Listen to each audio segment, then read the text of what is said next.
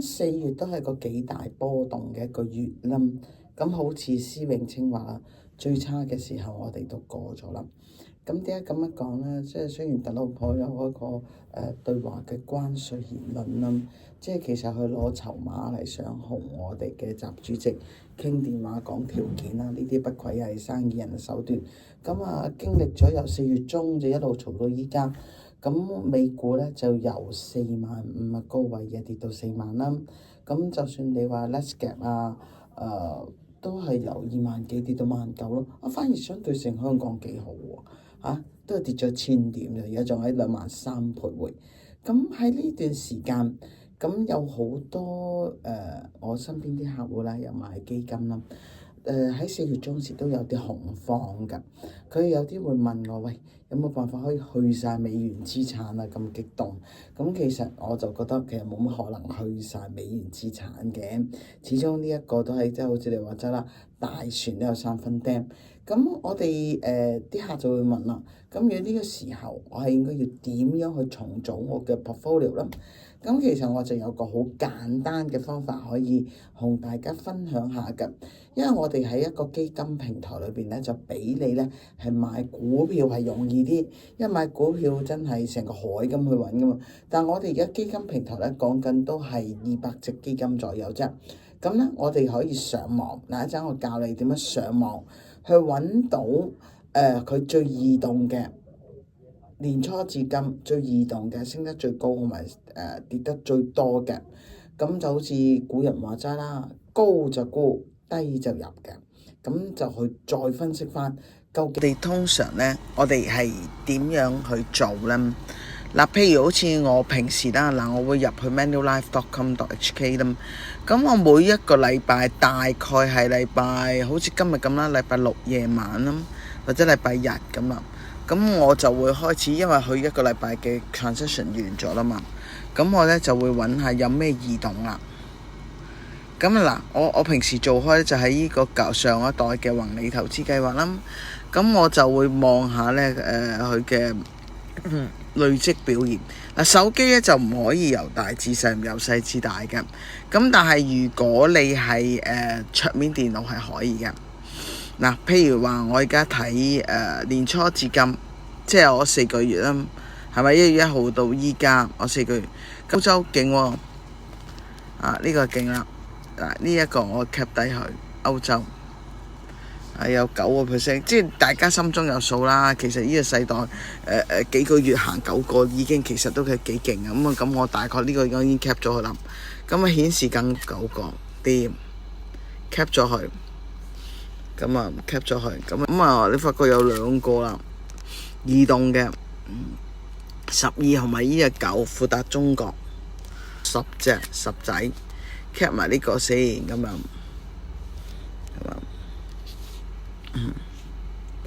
咁跟住咦都有一隻9仔喎，國際債券 OK cap 埋呢個。好，再繼續11.7正，冇乜可能噶嘛。平時日本大陸4個月行11少有啦。咦，南韓都有喎，即係我用9% 嚟做街拉咧，你要揾到咁多隻啦。咁其實我可以再 set 10% 做，哇，犀利啦！呢個就係我哋呢隻王牌啦。嗱，呢隻嘢好明顯係睇到佢移動噶啦。大佬4個月行44%，即係平均每個月11%喎，玩咩？有幾多隻做得到啊？係啊，嗱，佢係派緊呢隻係派緊8厘息㗎，派緊8厘息佢都升13喎，咁你就知道嗱，即係派緊轉去再去睇咧，睇啲特別差嘅股票。嗱，頭先我望到一隻特別差㗎啦，呢隻就係隻半導體啦。嗱，呢隻嘢唔使 consider 佢嘅，點解咧？佢啱啱新出，佢由美國小型公司轉出嚟嘅，專攻半導體嘅。咁呢啲唔使理嘅啦，呢啲跌20幾個%都應該抵佢，冇理佢。咁跟住你發覺睇見跌10%嗰啲，哇！美國咁心中大概知道啊，望下啲美股唔係好妥，哇！台灣股都跌咁多。台灣股應該咧，其實大部分都我係玩隻 Nvidia 隻半導體環保嘅嘢。嗱，跟住我哋睇呢隻亨德森科技。嗱，亨德森數喎，唔知道望下再數下上邊，哇！世界科技股又係啦，又係納指七雄啦，中晒啦。即係而家我哋咧跌得最金嘅咧就係半導體啊、台灣啊、納指七雄啊呢啲冚就望見，咦最高嘅就係金啦，跟住咧就係中國，跟住就到日本啦，呢隻日本嘅基金啦，咁亦都有韓國嗰隻，咁啊亦都有資源啦，同埋歐洲㗎，咁亦都有全球嘅債券。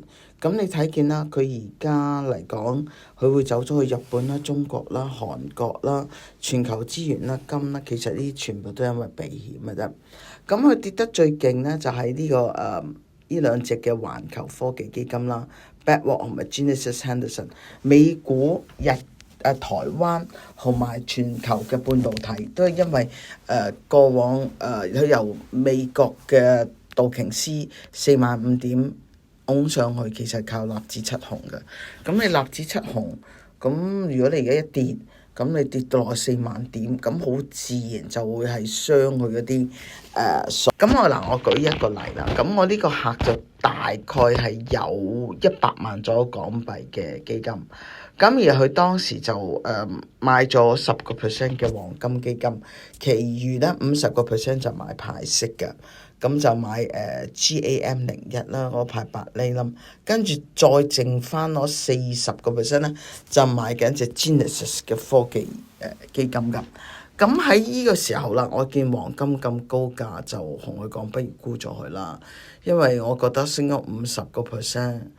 已經夠晒個止賺位㗎啦。咁其實每一個人嘅心中有一個止賺位嘅。當一樣嘢升得太多，你係應該要收手走；跌得太多，你就唔需要沽佢，係需要加貨。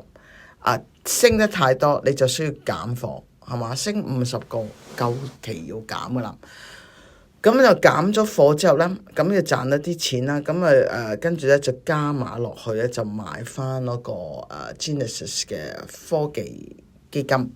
因為點解繼續係買科技咧？因為我成日覺得咧，全球嘅科技其實要改變全世界嘅經濟，都係應該係科技㗎。無論你係中國又好，美國又好，佢哋而家都朝向一個共同嘅platform方，就係人工智能。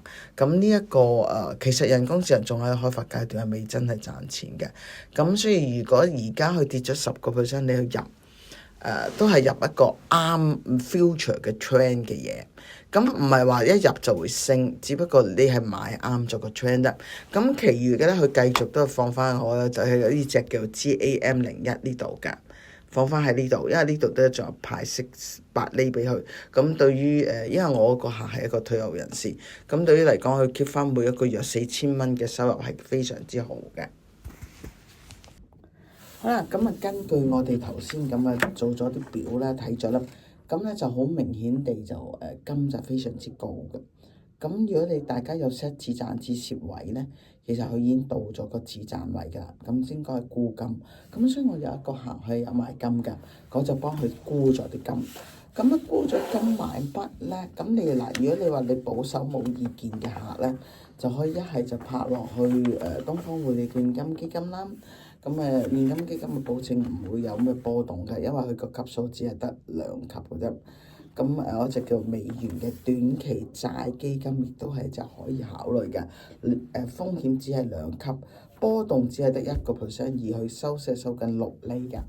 咁如果你話進取啲嘅，可以攞啲8厘嘅啦，例如GAM01啊、GBB 啊、嗰啲叫環球嘅派息基金都可以。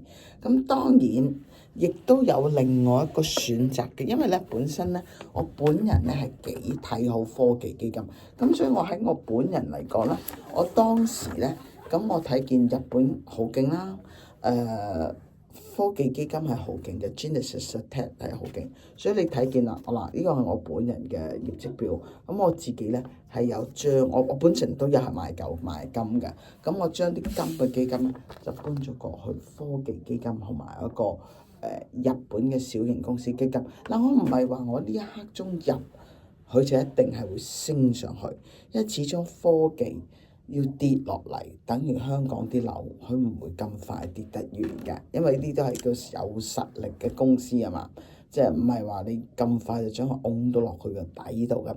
咁但係我又會覺得你而家買點都比之前買得大個平成10%啦。咁而我又睇好嗱，呢樣嘢永遠你要做嘅嘢有一種信念，就你會覺得其實我哋未來日子咧都係相信都係世界科技可以改變我哋全球人類嘅經濟體系啦。